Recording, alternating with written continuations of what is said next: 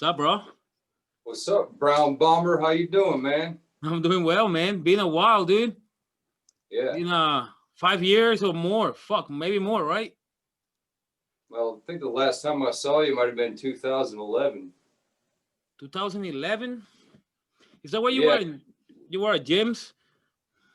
I was at Jim's in 2011, and then later on that year, I think the last time I saw you in person was at Gore Growler in Texas. Oh shit, that was 2012.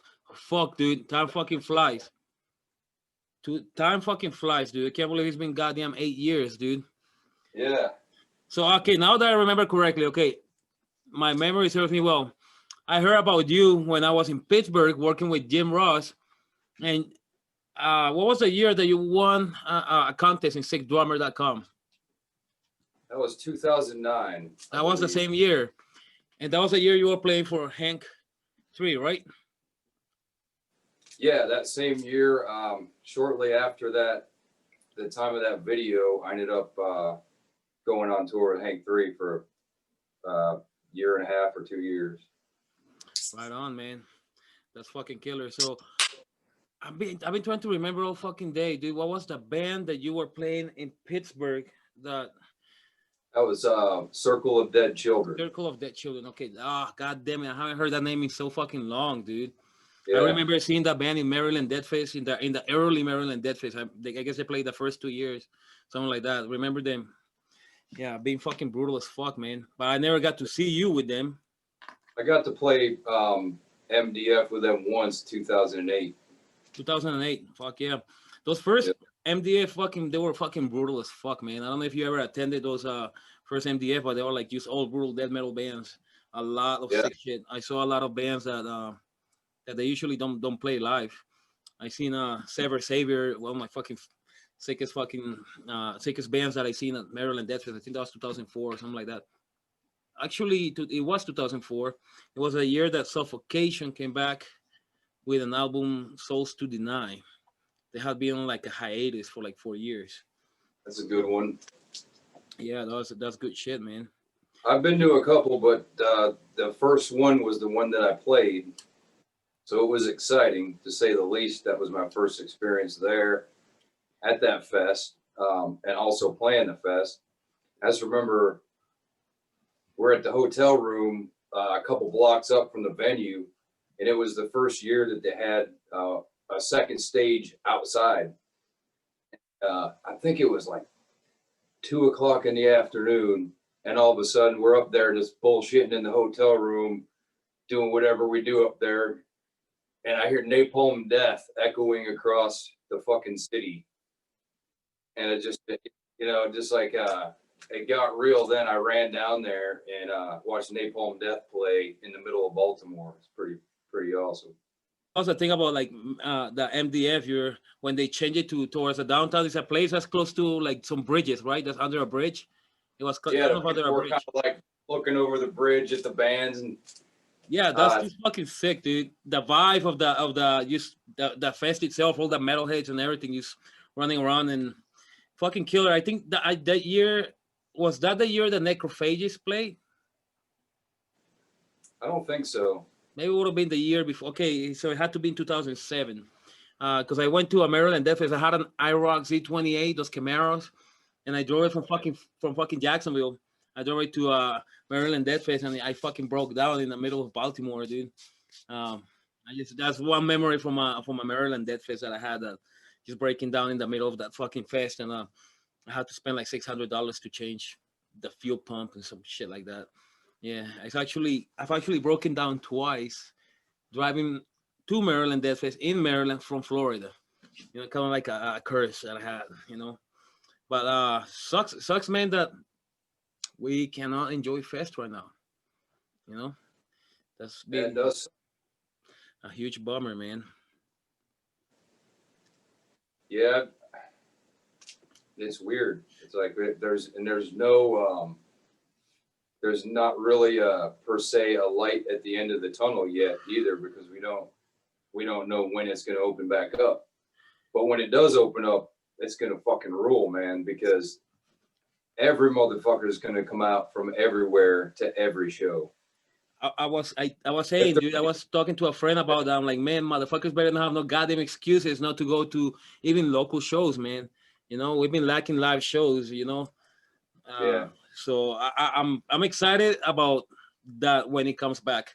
I'm really concerned about when it will be, because it seems like we're just going downhill, man. You know, yeah, the whole situation, at least here in Colorado, dude, is like really serious right now. They're shutting everything down. Actually, Friday, tomorrow, is the last day that they're gonna have indoor dining. So it's all gonna be outdoors and limited capacity, man. The last call for like liquor stores and shit is gonna be 8 p.m. So yeah, we're getting completely fucking shut down again. And besides the shows, I mean, just life itself is concerning with work and this whole situation. You know, people losing, losing work, people losing their business and all that shit. It's kind of fucking scary, dude. To be honest with Yeah, you. a bunch of the good venues have closed down here in Pittsburgh. In Pennsylvania, I haven't heard yet about reclosing and lockdown again, and I hope we don't. But yeah, a lot of the smaller venues and even a couple of the decent sized venues have closed their doors here, which is sad. It's fucking unfortunate, man. It's unfortunate because it's definitely, even when it comes back, it's definitely gonna be a hard road to get back to where it was, if it ever gets back to that. You know what I mean? There Yep. is a lot of talk about all this fucking vaccine and how it's gonna be in the future. You know what I mean? Like if you're gonna get uh, checked at the door of any venue to be able to go to a show, they're gonna check like if you taking the vaccine. You know what I mean? Stuff like that. Like obviously people talk about because people that are talk a lot about conspiracy and stuff like that. Talk Right. about how we're gonna get a chip implanted in the vaccine. I mean, have you heard stuff about like that? About that? Yeah. I mean, I I don't know how to lately feel about that. a lot of this conspiracy stuff is starting to come around from what people were talking about years ago, but it's all speculation, man. I mean, I don't know if we're going to be forced to take a vaccine. I'm moving out to the middle of nowhere on 45 acres of land in West Dude, Virginia. I that's ain't fucking taking sick. no. In West Virginia, that's fucking sick, dude. I think honestly, with how times are, how they are right now, I think that's the best move, man. Try to like live somewhere far away from a big city, dude, and try to like live off the grid, dude. Somewhat off the grid, right? It's ideal, man. I got a friend that just bought a place in the mountains too, and they got 4 acres, and I'm excited for them, man. Excited to at least go hang out with them once in a while and get away from Right. the fucking place. But yeah, shit seems fucking so.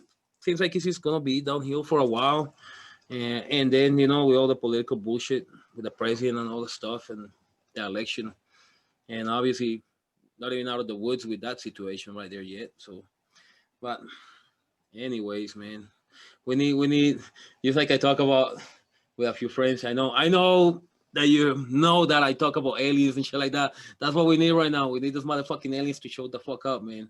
You know, Yeah, man. give us that fucking corona goddamn I cure. welcome. I welcome that. Indeed, man. So let's talk about drums, dude. Who are you playing for right now? What are you doing to play and stay and keep your chops up and all that? And who you playing for? Mostly, I've been jamming by myself, just trying to keep the chops up, like you said. Um, I got a project out of North Carolina called Ergodic, which is a technical death band. Got an EP out. It's just a 3-song EP we recorded with Jamie King down in Winston-Salem, North Carolina. Killer. If you go on Bandcamp, it's Ergodic, Ergodic. It's just a 3-song EP, little neoclassical death type shit. I've been working with a couple of the guys from Circle of Dead Children here in Pittsburgh again. If everything comes together on that, it would be nice to do some more of that. That's with the band, with Circle. Yeah. Oh, that's Yeah. cool. They haven't been active in a very long time, correct?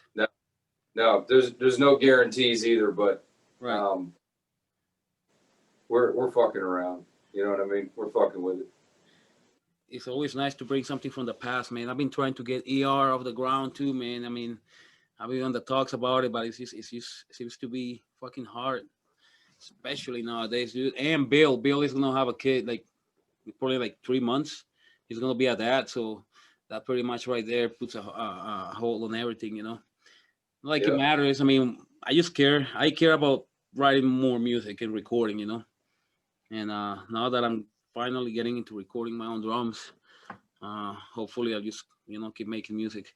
But I've been jamming with other styles of music too. Jamming with a country band actually here in Pittsburgh. fuck yeah, dude, that's Yeah. badass, dude. So what's the name of that band? That's an artist by the name of Matt Weston. Right He's on. got an album that he recorded in Nashville, but he's a native here, just outside the city. So helping him out doing the live stuff, getting that together, and go out and play that live whenever this thing breaks. That's fucking killer, man. It's always good to play different styles. How long you been playing drums, Matt? You know, my dad always told me that to always broaden he wanted me to broaden my horizons and not just play death metal One style, because right? I want to be successful, yada, yada, yada. And I was always an elitist and I didn't listen to them. And now that I'm getting older and I actually have fun playing different styles of music, now I can do it. And, I'm not just doing it because I think it's going to make me successful, doing it because I feel it. Because you're passionate about it, man. Right. It's like when when you've been playing drums for so long, and that's just a part of you. That's a part of your passion, and you love it. Did you realize that playing different styles from metal can be actually way harder than playing metal, especially like playing blast beats and shit like that? I know people get mind blown at drummers that play fast, and I say, I mean, you play fast, you play blast beats, and we love them, but I think it takes a little bit less talent than playing other styles. Oh yeah.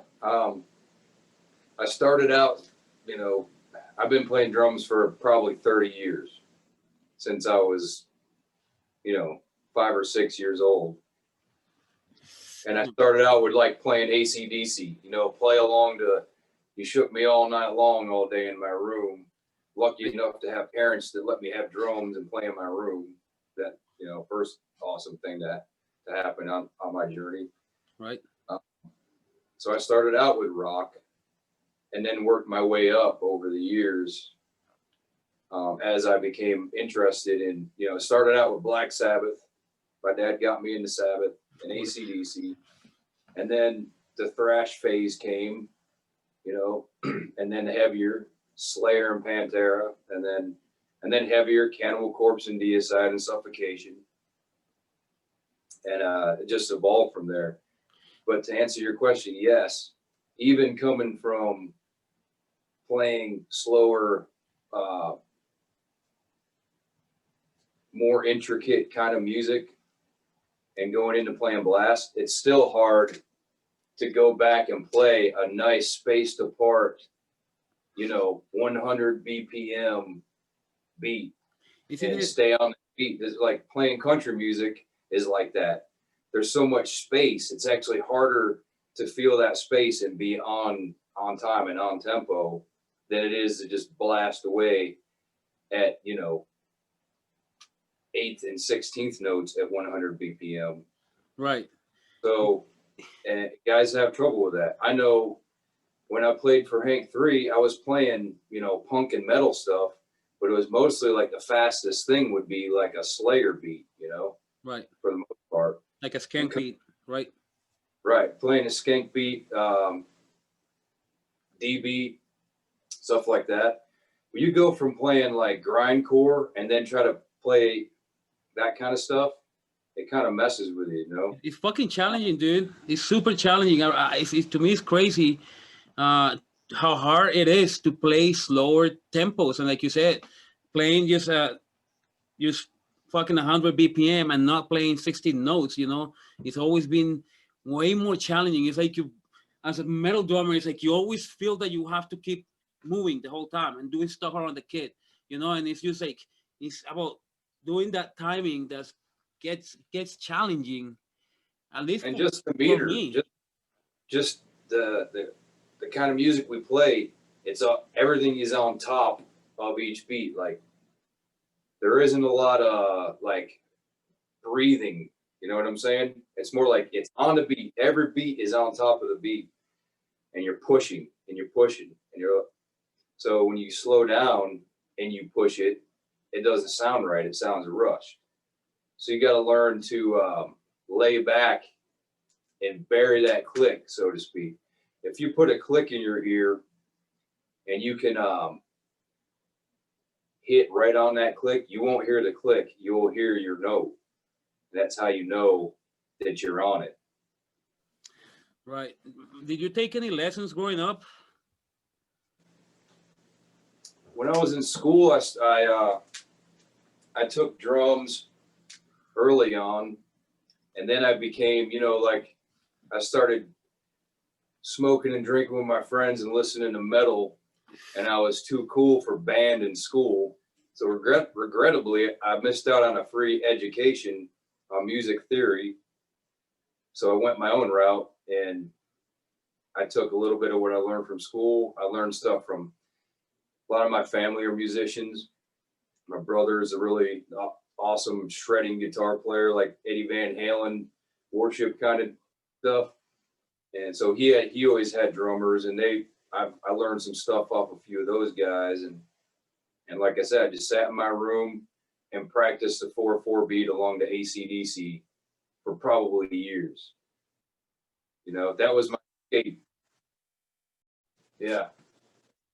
Once I discovered Slayer, it was all over. I was an elitist at that. When I was younger, I was an elitist. If it wasn't that shit, I didn't want to hear it. But also, I came up with classic rock, 90s rock, and I remember the first time I heard extreme metal. A guy from out of town moved to our town. He's probably 10 years older than me. Shout out to Charlie. He showed me Suffocation, Pierced from Within. And I went from playing in like a band playing like Nirvana and like Green Day covers to first metal band, And I still love all that music. I still love Alice in Chains and Nirvana and Soundgarden and all those bands.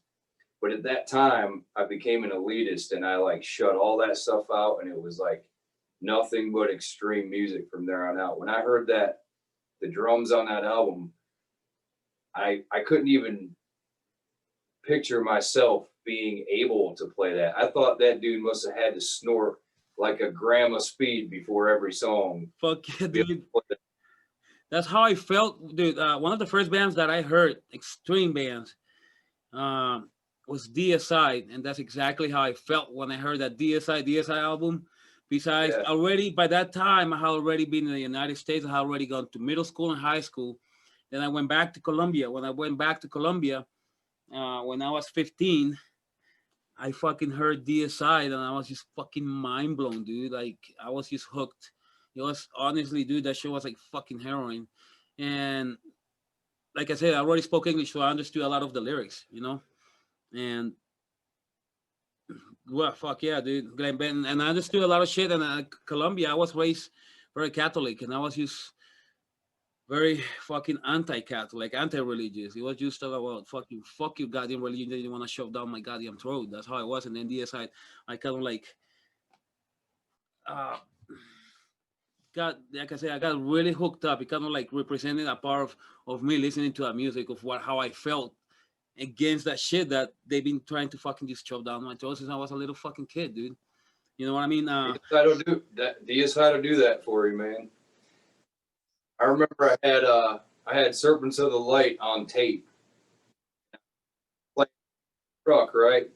And I gave I grew up in a small town in Pennsylvania, so I didn't have nobody was around to show me a lot of this music. Like I said, my dad showed me Black Sabbath, and then I picked up on, I guess I was like 12 years old when Metallica's Black Album became popular. And I immediately like, went to the used CD shop and picked up all their other albums and became hooked on it from there. And then, like I said, progressed on to death metal. So I got this Serpents of the Light tape, and a friend of mine who's just like a regular small town dude wants me to give him a ride. So I throw that tape in for the ride. And before he gets out, he looks at me and goes, "What the fuck is wrong with you?" And then fucking got out of the truck. I thought that was great, man. Like, that was my thing. It was my shit. Nobody else even fucking liked it in my whole town. See, that's fucking badass, man. That's the thing also that I kind of like really liked when even though it's a little bit of being elitist, whatever, it was only a few people that would listen to our music, and we were very selfish to it. We didn't want to have like new motherfuckers come in, like, we don't have no fucking posters, we don't have no motherfucking Christians. We were, and then, I mean, obviously it turned from DSI to like fucking Marduk, you know what I'm saying? And then all these fucking extreme black metal bands, and we were obsessed with Emperor and Marduk and the Dissection and all that, dude. And we were very picky about who we share our music with, dude. We were very radical, and we were always so fucking hateful against fucking Christianity, dude. Mainly because, like I said, dude, Colombia, all of our friends, all of us, it's like that shit is shoved down your fucking throat, dude. It's just ever since you're fucking born, they just want to tell you Jesus, Jesus, Jesus, dude. And then you start seeing the hypocrisy when you start growing up and realize the world is, religion is just fucking bullshit. But that's the music and the black metal is what really, like, kept us going, dude. And dude, obviously got obsessed with the fucking blast beats. Back in the day, Marduk. I don't know if you heard that. Of course, I'm sure you heard the album "Heaven Shall Burn" when we're gathered. I think that's one of the sickest Marduk fucking albums, which is blasting also from beginning to end, dude.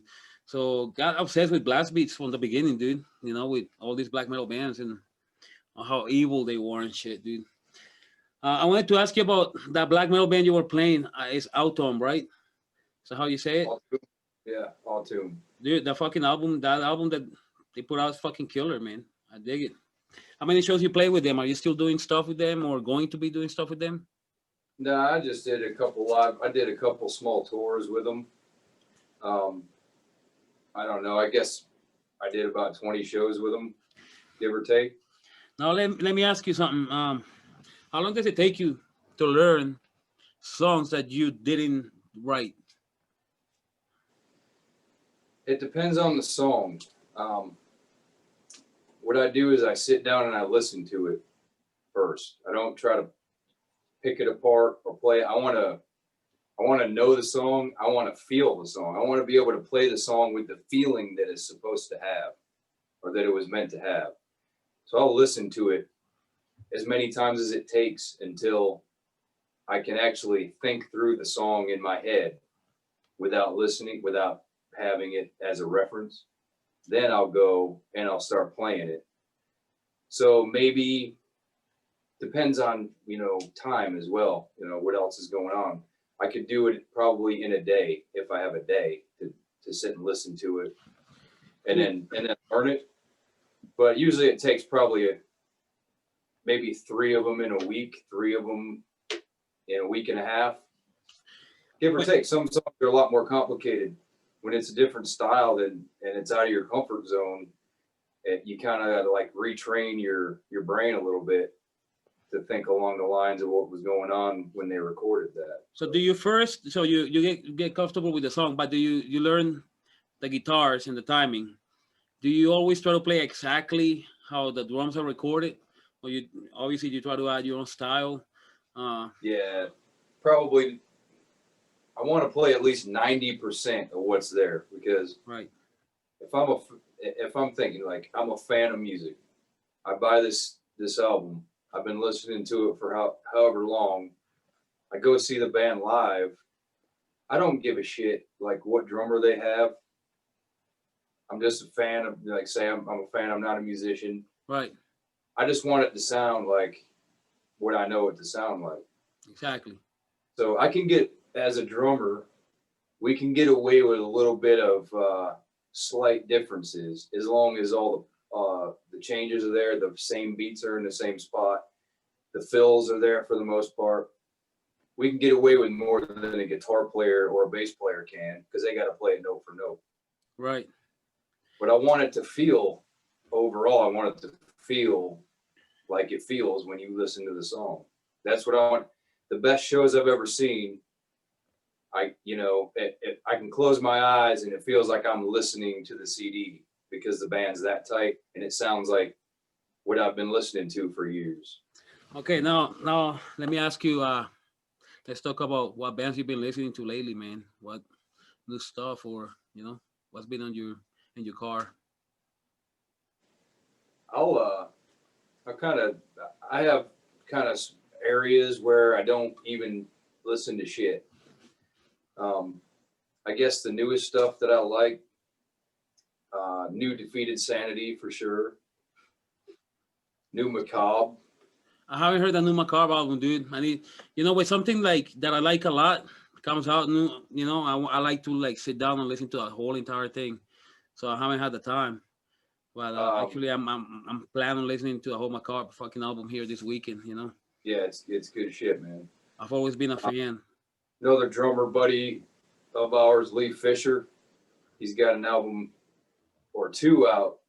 They just can't. A new one called Fawn Limbs. The band's called Fawn Limbs. They just came out with one, and that shit's killer, man.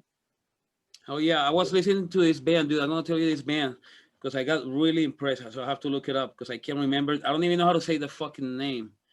Asarate something, dude. Okay, it's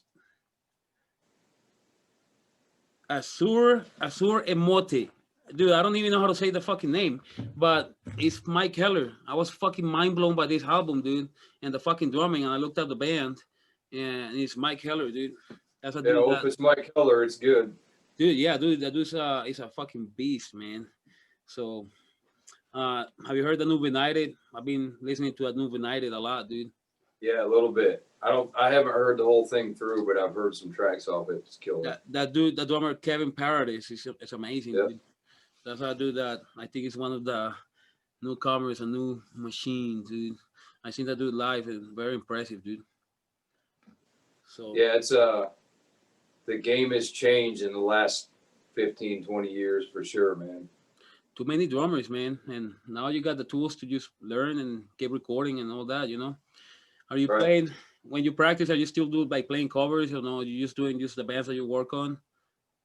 Yeah, I don't usually play covers. Mm-hmm. I try to work on techniques that I need to work on, which is a constant. Always the feet, it's always the feet. Like last beats, as long as I don't totally let them go and keep up, the feet, they are constantly need to be babysat, or they just fall. Dude, I know that's fucking hard. That's why I had to learn how to do that. What's your take on doubles? What do you think about doubles and triggers and all that? Any technique that works is awesome. I have to say though, I definitely respect those who are doing like a true double stroke. Say, for instance, John Longstrength's double stroke. Mm-hmm. You could hear that on a microphone without a trigger. That's hard, man. Yeah, but when you start blasting on top, I don't think there's ever gonna be any drummer that you can hear the kicks. If you once you start with a blasting with the doubles, unfortunately, even in your hands, it's hard, dude. When you do the rolls, man, Yeah, I mean, we're talking about 300 BPM. It's just ridiculous, man. I can't play that. I stick to what I can do. It's probably like I do single stroke ankle motion, probably like 240. That's probably about where I'm at. And that's fucking impressive, dude. 240. I can do 280, 280, 300 with my hands. So, No, dude, that's fucking impressive. A constant struggle to keep caught up with the hands, I think that my singles top probably about 230. It's struggle. It's always been struggle, dude. Try to get above 240, 250, dude. You need to play like Titan for long periods of time. and then I Yeah. learned how to do those fucking doubles, and that's just a game changer. But even then, like playing doubles, it's a little bit challenging as well. You know what I mean? To play it tight all the time, you know. But I'll tell you what, man, it's a world of fucking difference, dude. Like, going Yeah, fucking I've been working on a 260. little bit. I put the metronome at 130, and I'm just doing the singles and the doubles, and it's already 260, dude. And it's fucking I got it flawless at 2 fucking 60. Then going up to two, like making it to 140, 150, which turns into 300, obviously with the doubles. Then that's where I Yeah. start like falling off, getting a little bit not constant, you know, not so tight. But I fuck it, man. Like 260 is already fucking fast enough, you know. It's not a Good. competition anymore, dude. You know, like you say, we get older. I'm not already like trying to compete. That's one thing that I realized, dude, when I started playing like metal. Before, when I was a metal fan, I was just like, okay, there's a lot of bands, but you know, I don't see it like these guys are fucking trying to be rivals and all this shit. You know what I mean? They're just fucking playing goddamn brutal shit, right? And then they tour, and you go see those fucking bands tour, and they're all fucking buddies and shit.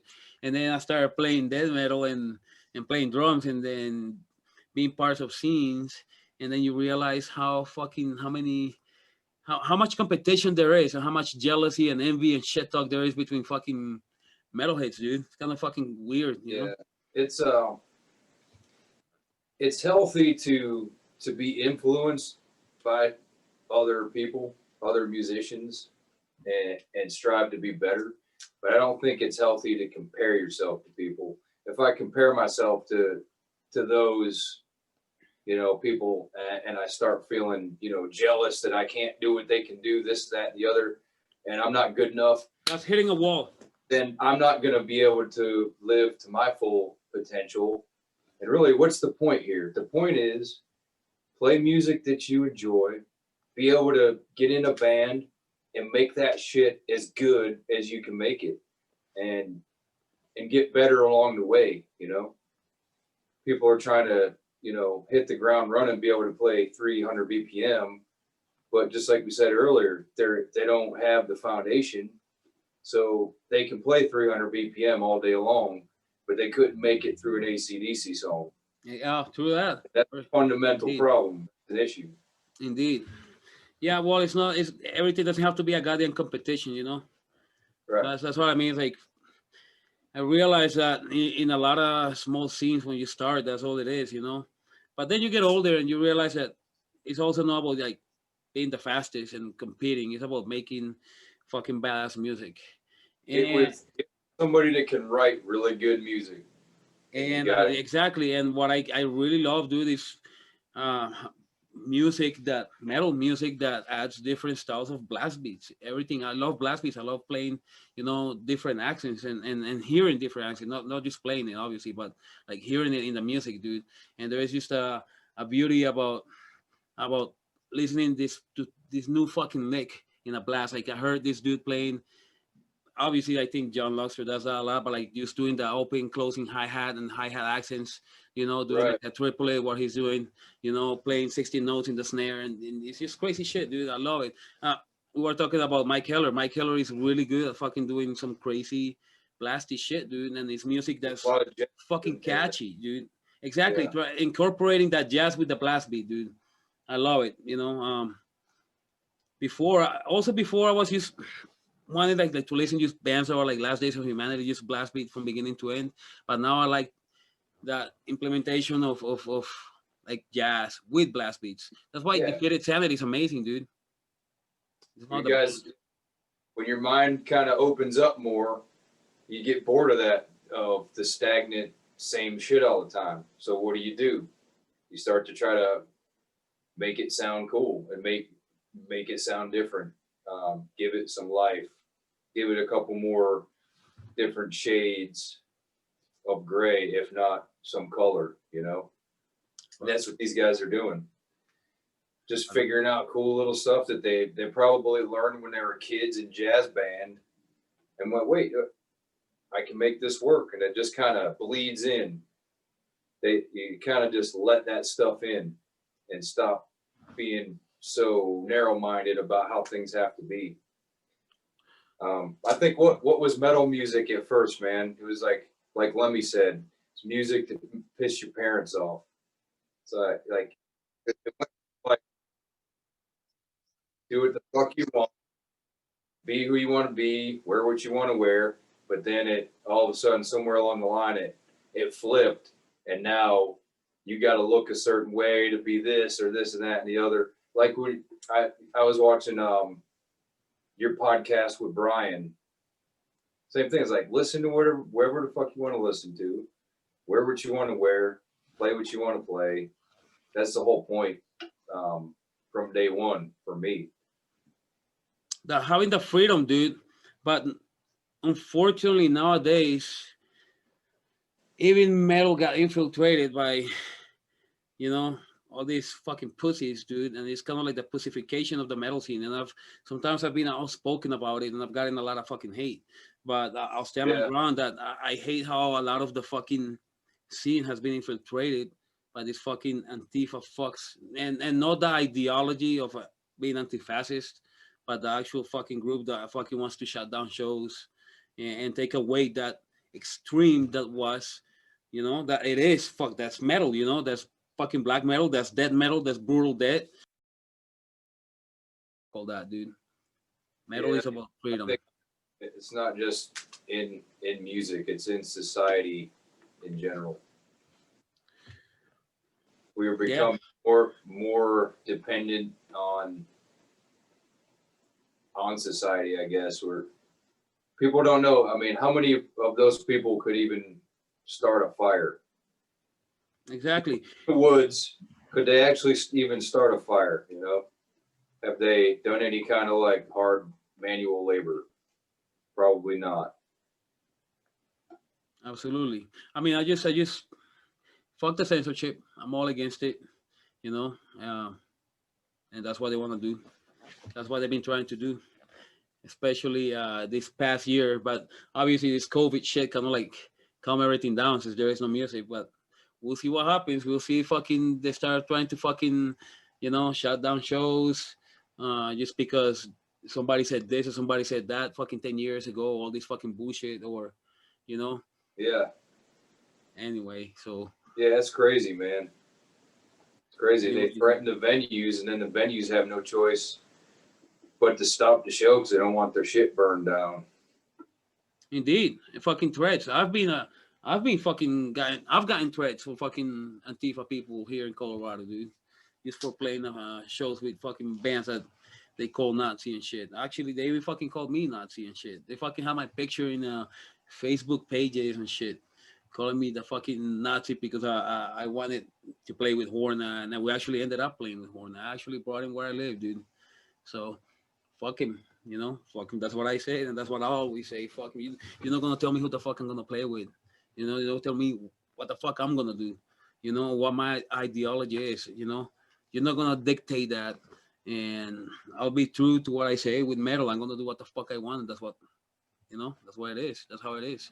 Yeah, and that's how it should be, man. We gotta stand up against that fucking bullshit.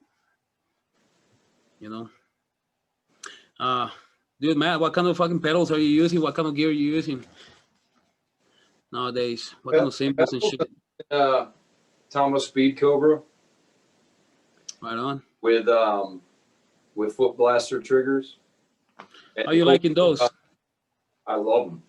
The cool thing about the combination of the Speed Cobra and the foot blaster is the Speed Cobra has this like spring underneath the footboard you can adjust that's supposed to kind of push back against your foot slightly.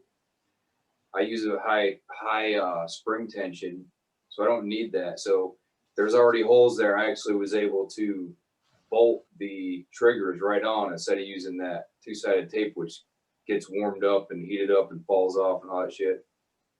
So I got it bolted on there. So that's the pedal setup. The Roland, what is it? RTK 30 or TM2? TM2, yeah. TM2, yeah, that's what I'm using. And then with the R30, whatever, the trigger.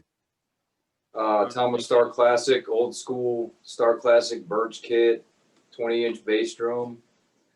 Kind of a mix of cymbals, Sabian hi-hats, AAX, ride cymbal AA, dry ride. And then my cymbals I'm using, it's a company called Saluda out of South Carolina. They make custom. You order them, they make it how you want it. The thickness, sound you want. They got a bunch of different lines, different styles, and they're really good.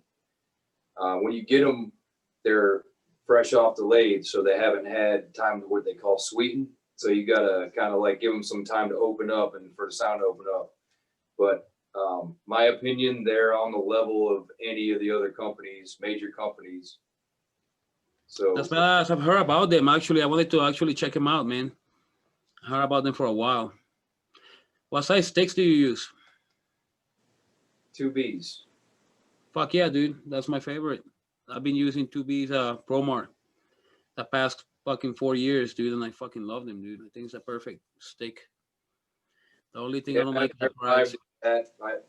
I tried a million when I was playing for Hank 3. I got endorsements, so I started out with an Evans endorsement, which is owned by Diodario, and then Diodario bought out ProMark, so I was able to try a bunch of sticks, and I was always like experimenting and getting all these odd size sticks, and finally I was like, I just need to learn to play on a normal stick, because if I'm out somewhere and I need a pair of sticks, I'm not going to be able to find like a A1482481 signature stick at Guitar Center. I got to just be able to grab a 2B, a pair of 2Bs, Vader, whatever. I'm using Vader currently.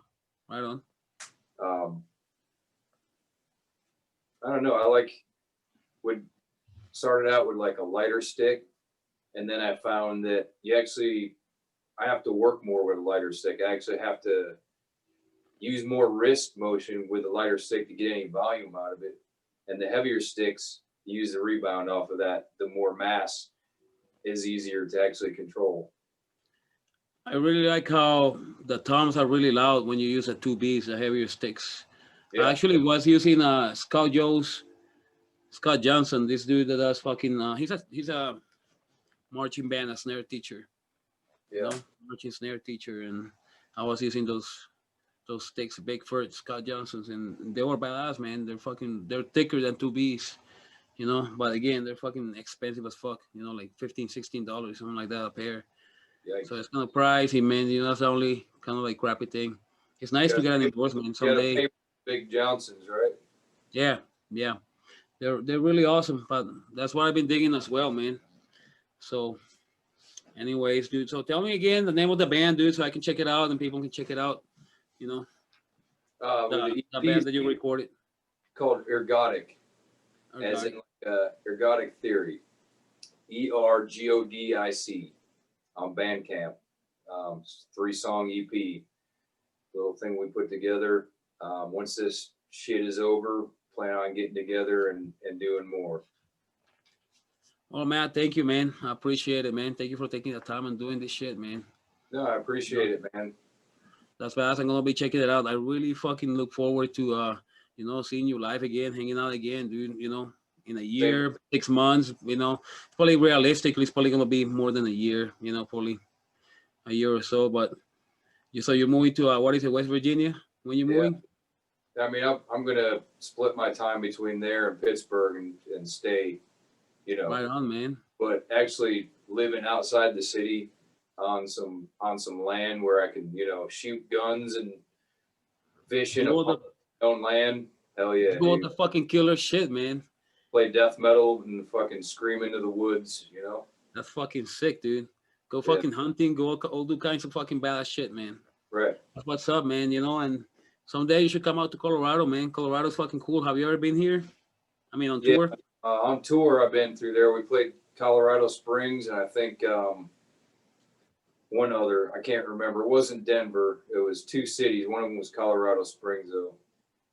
Right on, yeah. Pale Ale guy came out with his Pale Ale bus and brought us on there, and he made like a special batch just for us. It had no labels on it. He canned it and took us on this little Dale's Pale Ale like camper.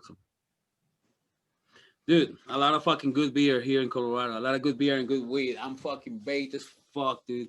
Actually, this weed's fucking strong as fuck, dude. It's a new weed that I got, but it's like fucking 30% fucking THC level. So yeah, Wow. dude. But yeah, like the beer here is amazing, dude. And obviously the place is fucking badass, and definitely way better fucking scene than Florida. A lot of shows, and people actually support metal here a lot. So, and obviously guns, you know hiking, all the bad shit, man.